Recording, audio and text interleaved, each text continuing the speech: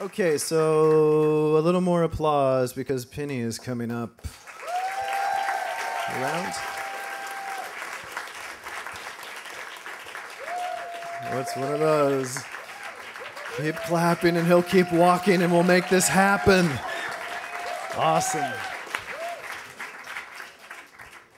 Okay. Being from Canada and being, growing up Orthodox all my life, I'm sorry about the snow, by the way. It came with me and they're not letting me out. But in 1996, I get a call. I worked in a shelter for teenagers. I got a call and the guy said to me as follows. He says, would you go with us to the Rainbow Gathering? So I asked the kid, I said, what is the Rainbow Gathering? For all those people who know, I didn't know. I said, of course. Why do you want me to go? Because we need an adult there and no. So I get on a plane. I fly to Arizona. I get picked up. And on the way, we see this guy, huge hair, hitchhiking. We're in this rainbow mode. So we pick up the guy and we ask him, we say to him, so what's your name? He says, my name is Bouncing Baby. So I go, no, really, what's your name? So he pulls out his license and he shows me that he legally changed his name to Bouncing Baby. So I said, okay, no problem, Bouncing Baby, cool. Is this what the trip is going to be about? So we end up somewhere between a forest and a desert, and the first second, it's middle of the night, it's freezing outside, we get there and the guy starts taking his clothes off. So I go, what are you doing? He says, well, over here I won't get arrested if I'm nude. So I'm like, okay. So being my dad is a rabbi, so I grew up very conservative, and I'm thinking to myself, what's happening? So I put up my tent, I go to sleep. In the middle of the night, I feel movement in my tent. So I put my flashlight on, I look, there's a little child in my sleeping bag. So I quickly get out of my sleeping bag. I thought, because I work for the Boy Scouts, I'm thinking, this would have been bad in the Boy Scouts. So I put my flashlight and I look at the kid and I go, what are you doing here? He goes, oh, I can't find my dad and mom and I'm cold. So I take my sweater off, I give him my sweater and I get out of my sleeping bag and I'm freezing all night sitting like this. In the morning, he's gone. With my sweater, didn't see him. So I get up, I walk into my tent, and I'm not wearing my glasses. For all those people who have glasses, they know, even though you can't see, but you can tell the difference between clothes and not clothes. Okay? So I walk out of my tent, I stretch, I do that morning stretch, and I see thick bodies walking. And I'm like, no. Okay? They didn't tell me this in the call. This wasn't part of the deal. So I quickly run back in my tent, I get my glasses, and I walk outside, and lo and behold, people are Adam and Eve. I mean, that was the picture of Adam and Eve when I was in school as a little kid, totally nude.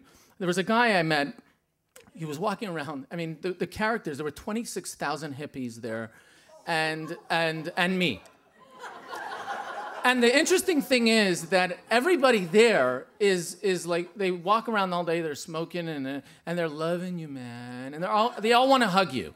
I don't know what it is. They want a piece, they're hugging, loving you, man. They smell really bad. Okay, you talk about you're in the forest. So day one, I get there, and this woman, older woman, taps me on the shoulder and gives me a shovel. And she says to me, young man, will you help us with the shitter? So I look at her, I go, I'm sorry, it's the first time. What is this shit? She says, well, it's 4 by 6, okay? Bunch of logs across, okay? You need to dig that for us. It's a first-timer's job. So I go ahead, I do my thing. Okay, so I was part of the first time they made a kosher kitchen.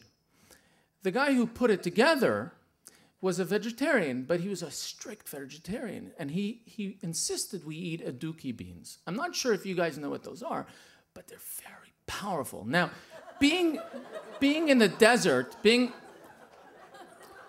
Okay, let me paint this picture for you. You're in the desert, okay? There's a 4x6 hole, huge stuff going on there. I'm a city boy, okay? I could not bring myself to go to the bathroom. I just couldn't. Psychologically, I couldn't.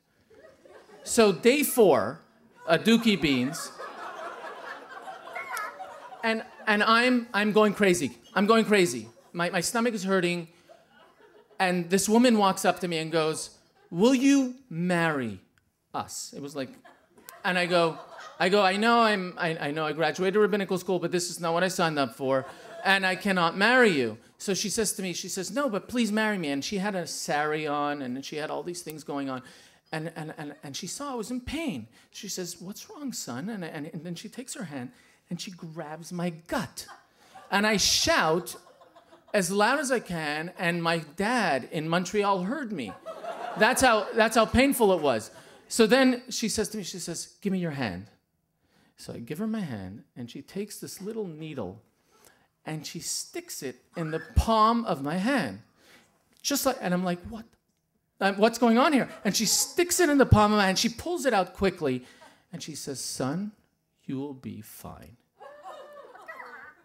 Okay, so quickly I'm in the middle of talking to her, and then suddenly it clicks. No more psychology, anything. I ran so quickly to the shitter, and it was over. But the moral of the story is as follows. First of all, when people tell you that you're going to go do something good, get the details. And number 2, when a woman with a sari comes over, beware, she has little needles. Thank you very much. Holy Moses. Thank you, sir. Another round of applause for Penny. How about that? Oh, my God.